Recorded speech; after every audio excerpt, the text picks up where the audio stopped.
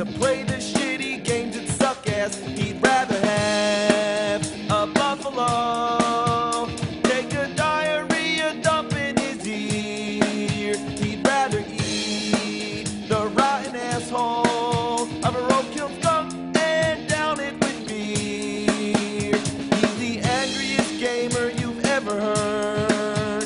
He's the angry Nintendo nerd. He's the angry Atari Sega nerd. He's the angry video game nerd. Remember back when I first warned you about the horrors of Dr. Jekyll and Mr. Hyde on NES?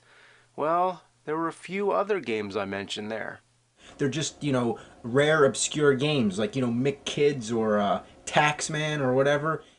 What the hell is Taxman? I didn't even know what the hell I was talking about.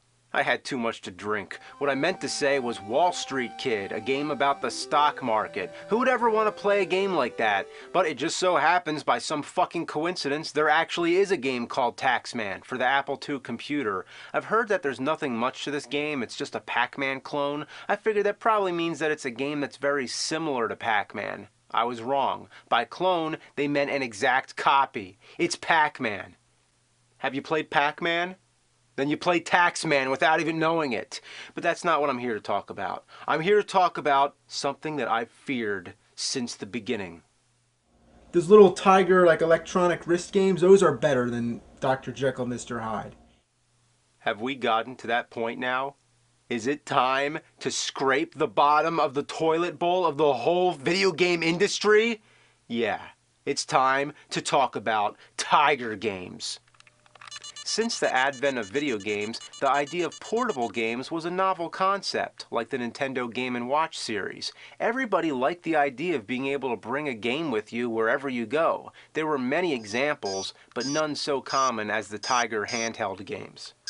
They used the most primitive technology possible. The graphics, if you could even call them graphics, work like this. The background is a fixed image that's printed onto the console. In front of that is a clear screen, kind of like an animation cell, with a bunch of static images that represent all the characters and objects. When the game plays, these images light up individually to simulate the illusion of movement. It's sort of like a calculator or a digital watch. I can't think of a more crude way to make a video game. Of course, you don't need technology to make a good game, but these were all ungodly. But that didn't stop these games from flooding the market. They were everywhere, and everybody bought them. Everybody I knew had at least one of these things. On the school bus, people were playing them. At lunchtime, everybody was swapping them around and playing each other's games. It was like chicken pox. We all got it. It was the cheapest option for a handheld game. You could find them at any store, they were convenient for birthday presents, and each one was its own individual game. You didn't need to get any other game cartridges to play on them. And all you needed was 2 AA batteries. The Game Boy, on the other hand, was more expensive, needed 4 AA batteries, and you'd still need to buy games for it. Tiger was like the poverty version. For a lot of us, it was either this or nothing. And nobody minded. These things brainwashed us. They had colorful artwork that looked way better than the shit that came on inside the screen. It somehow gave you the impression that you were holding an arcade machine in your hands. The commercials made them look awesome, but really, they were garbage. These games were so mass-produced, it was like a swarm of mosquitoes sucking our blood, and we all got bit. The most shameless part of it is that these games tried to be more than what they were. With this kind of technology, they could have stuck to solitaire or video poker, but no, they took it all the way and adapted action-adventure games. They took Konami games, Capcom games, Sega games like Altered Beast, Shinobi, and Sonic the Hedgehog. Any video game franchise ended up butchered on one of these things. Any licensed product, movies, TV shows, this Tiger got its claws on everything. When you adapt a well-known game, everybody knows what the real game is supposed to be like. You have something to compare it to. The difference is night and day. But hey, the idea of playing Mega Man 2 on the go? Why not? Mega Man using a gun instead of his arm cannon? Sure, I guess somebody just looked at the atrocious cover to the original Mega Man and thought, okay, he's got a gun, put it in the game. And how about running out of ammo? Have you ever wanted to play a Mega Man game where you can run out of ammo? Well, this is it. Street Fighter 2. Really? First you have the arcade, then you have the home console versions, then you have the Game Boy version, and then at the very bottom you have the Tiger version. The only thing less than that will be using your imagination, or playing the board game. But even that was better. How about the TV shows like Dinosaurs? Listen to that awful music. You'd rather listen to I'm the baby, gotta love me. Remember that shit? How about Full House? That's right, Full House, the Tiger game. You play as Michelle, I think, going around slapping high fives while fighting against inanimate objects. Apparently everything in the Tanner household came alive and is trying to kill you. Personally, I prefer the Super Nintendo version of Full House Tournament Fighter. Well, Bobby, don't. Oh, mercy. For games that are so basic, you'd think they'd be easy to pick up and play, but many of them, I can't even figure out what you're supposed to do. I just mash buttons and wait for something to happen. A game this simple should not need an instruction manual. Some of them, I wonder if they're defective. In the bowling game, I haven't even been able to hit one pin. The ball goes straight for the pins, then it disappears. What is happening? The controls a lot of times are counterintuitive. Anybody who's played a video game knows that the D-pad controls your movement and the buttons perform actions. With Tiger games, anything goes. In Castlevania 2, the whip is up or down on the D-pad while the buttons on the right are jump up, jump right, and the sword, which is actually a throwing dagger by the way. Chip and Dale's Rescue Rangers had jump and pick on the left, and on the right, to move, it's just one big button that says forward. Every one of these games had some kind of quirky control when they should have just emulated what's on an NES controller. Half of these games, the controls barely work at all because they're so fragile and don't age well. Another thing I hate about them is that they're hard to record. It's almost impossible to see the objects on the screen without careful lighting, and the glare makes it even worse. So there's nothing good about these games. In 1989, the Nintendo Game Boy hit the scene. It revolutionized portable gaming. Yeah, the games were black and white, there was no backlight, and the screen was still hard to see, but the games were like real games. It was closer to having a mobile NES. You'd think this would be the Tiger Killer, but no. Other game companies like Konami released a lot of their own games on handheld devices like this, but most of them died out when Game Boy became popular. Tiger, on the other hand, continued well into the 90s. In fact, I remember these things being more common in the 90s than ever. They were pouring obsolete games into stores and we were still buying them. They wouldn't die off. They were like cockroaches. By giving people a cheap alternative, they managed to coexist with the Game Boy. Yeah, this Tiger sure rose up to the challenge of its rivals. Had the guts, got the glory, went the distance, now it's not gonna stop. It's literally a survivor. There's a difference between something that's old school and something that's outdated. Old school is like Atari 2600. The games are primitive, but they're still fun to play. You can always go back to them. Outdated is something you never want to go back to. Tiger games are so outdated, they were never indated. They were a fad, like Pogs. If they were an experiment in the 70s and they only made a few of them, then I could accept that. But no, they milked these things for all that they're worth. You thought LJN was the grand champion, the almighty shitty game factory? Tiger put LJN to shame. Yeah, LJN laid down turd after turd after turd, but Tiger was like a machine gun ass, shitting out turd.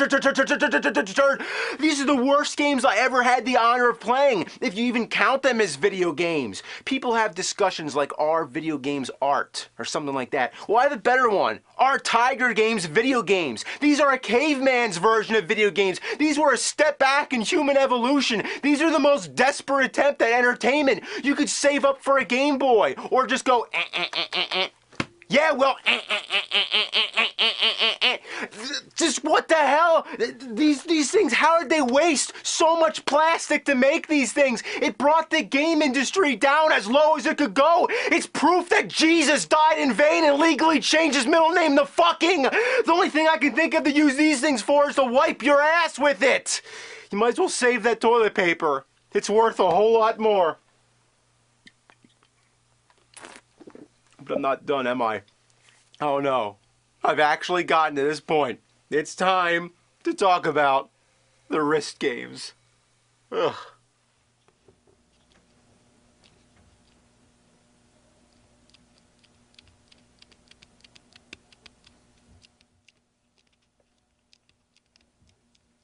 What the ass? Talk about desperate. I'd have more fun setting the time on a digital watch. This is shits for the birds. Now check this out. Batman Returns, the wrist game. Oh boy. Wait, I can't get it open. Good. God, I hate this shit. You know what's bullshit? You know what's bullshit? Packaging that you need scissors to open. Even with the scissors, it's still a pain in the ass. Why is this plastic so fucking strong? This stuff is bulletproof. Nobody wants this shit, so why they do it? They use it on everything. This kind of packaging should be outlawed. Why does it still exist? I especially love when you buy scissors and you need scissors to open the scissors. What fucking idiots think this is a good idea? They don't care. By the time you're having this problem, you already bought it. Packaging like this is bullshit. Thanks, bullshit man. Wow, look at how badass this game is. Yeah, this is the hot shit right here. You'd be so cool going around wearing this thing. Yeah, you'd be walking around school and you got this on and everybody else is talking about what the new hot game system is gonna be. Nintendo 64, the Bit Wars. 64 bits, 32 bits, 16 bits, 8 bits, 4 bits, 2 bits, 1 bit, half bit, quarter bit, the wrist game! And you thought that was it for Tiger, huh? Handheld games, wrist games, Tiger, Pokemon, walkie-talkies? Yeah! That's not enough? Well, how about a whole fucking Tiger game console? In 1997, this was Tiger's belated answer to the Game Boy. You'd think it was called the Game.com, but it's actually the Gamecom. Gamecom active. This thing tried to be hip and cutting edge. It had a stylus pen, making it the first touchscreen game console, and PDA features like a phone book, a calendar, a calculator, and a built-in solitaire game. You could even connect a dial-up modem to it to access the internet, text only. I don't believe it myself. Imagine reading your email on this thing, and you'd have to hook it up to a modem so you couldn't leave your house anyway. Why not just use a computer? It was supported by cartridge games. The game included with the system was a mediocre puzzle game called Lights Out, where the object's to turn out all the lights. Beyond that, it was a bunch of shitty ports like Mortal Kombat Trilogy. I don't see Scorpion or Sub-Zero. Trust me, they're not there. There's Rain and Reptile. How could you have a Mortal Kombat game without Scorpion or Sub-Zero? And who would want to play this on a crappy black and white portable console anyway? Then there's Duke Nukem. At least the voice sounds pretty good. Damn, not the second time those alien bastards shot up my ride. Then there's a Batman and Robin game. Every time Batman gets hit, sounds like he just got done taking a big dump. Then there's the Lost World Jurassic Park. Isn't it always fun to dodge things that come from behind? Then there's Resident Evil 2. The same thing happens to me when I tried to play the real Resident Evil 2. You get about 3 seconds to figure out the control and a zombie latches itself onto you and kills you. Great! Why do they have to start you right next to the zombie? Can't I get a chance? Turning yourself around is like waiting for a minute hand on a clock. Ah! Finally, I got him. So, that's the Gamecom. Needless to say, it flopped, especially with Nintendo dominating the portable gaming market. So hey, why not just follow whatever Nintendo's doing? That mentality is what brought us what I think so far is the worst video game console I have ever played. The R-Zone. This is basically a shitty version of the Virtual Boy. Yes, I said that. As if the Virtual Boy isn't already shitty enough. Just look at it. What planet did this thing come from? Here's how it works. You take the game cartridge, you slide it into the system, then the screen lights up. Then you strap the thing on your head. And that's one thing I have to give it credit for, is that they actually thought to have a head strap. Anyway, the image gets projected right here. There's supposed to be a piece of reflective plastic. It's missing, but you could use almost anything. So you put it there, and then it projects the game right there. And keep in mind, this is portable, so you'd be going around public like, hey guys, how you doing? I'm just playing a game here. Just when you thought the most sorry, pathetic excuse for a video game was the Tiger wrist games, oh no, imagine playing one of these up close to your eye in red and black. Good Lord, you thought I was kidding, but it's true. This actually happened. Unlike the Virtual Boy, which causes eye strain and headaches within minutes, this thing does it immediately. Having it over one eye meant you had to go cross-eyed to look at it, or cover the other eye. By the way, the game itself sucks just as much as the other Tiger games. Thought you could turn around? Yeah, right. I love how the advertisements always show a kid playing it. Look at his expression. He's horrified. And in the commercial, the kid's screaming in agony. You better not blink. Indy 500 roars into the R-Zone. Was this thing intended as a torture device?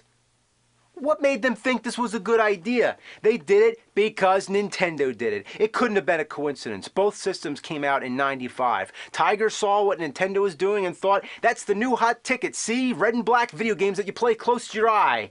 If it was blue and black, I'm sure it would have been the same thing.